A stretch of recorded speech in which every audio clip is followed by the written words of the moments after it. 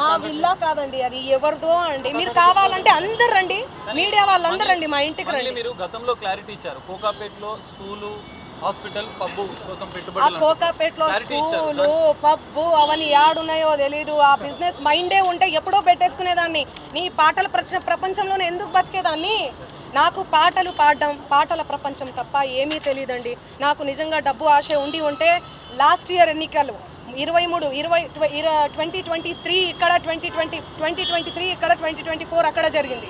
నేను ఏపీలో కానీ ఏ తెలంగాణలో కానీ ఎక్కడన్నా కనిపించినా ఎన్నో మనీ ఆఫర్ చేసిర్రు, నాకు కోట్లు ఇస్తామని చెప్పి. అయినా కూడా నేను కనిపించలేదు. ఎందుకంటే నాకు డబ్బు ముఖ్యం కాదండి, వ్యక్తిత్వం చాలా ఇంపార్టెంట్.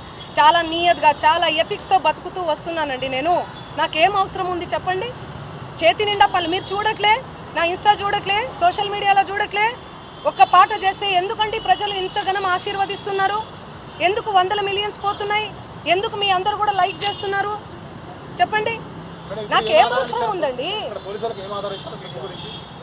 వీడియో ఉంది, నా వీడియో ఏడుంది? ఇదిగో మా తమ్ముడు ఈయన. ఆ ఫోటోలో, ఆ కట్టల ఎంచే ఫోటోలో ఎవరున్నారండి?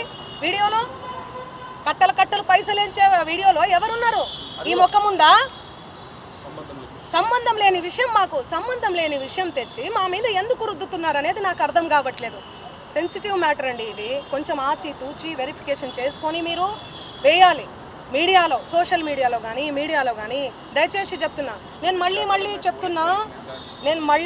చెప్తున్నా, తనది గిన నాది గిన ఇందులో ఇన్వాల్వ్మెంట్ ఉంది అంటే మీరు ఎక్కడికన్నా రమ్మని చెప్పండి, నేను సిద్ధం.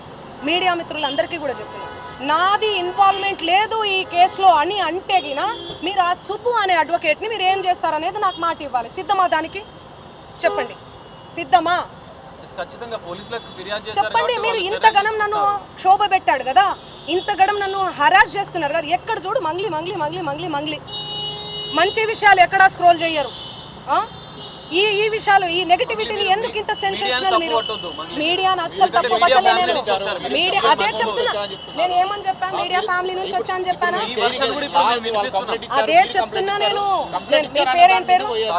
సాగర్ గారు. నేను అదే చెప్తున్నా, మీడియా ఫ్యామిలీ నుంచి వచ్చాను సాగర్ గారు. ఇన్స్టాగ్రామ్లో ఆ రీల్స్ అవన్నీ మీ చెల్లి మీదనో మీ అక్క మీదనో వస్తే మీరు ఎంత బాధపడతారు?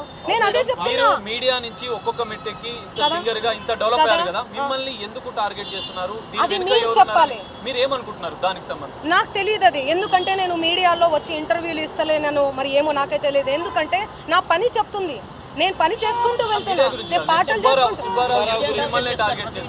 ఆయన అదే చెప్తున్నాను కదండి, బిగ్ బాస్ కోసం, ఫేమస్ కోసం అని చెప్తున్నాం కదా.